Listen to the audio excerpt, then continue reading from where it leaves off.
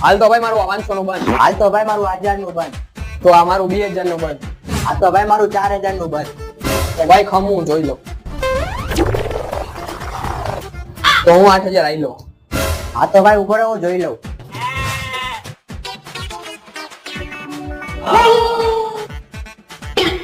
હાલ તો ભાઈ હું 8000 આઈ લઉં.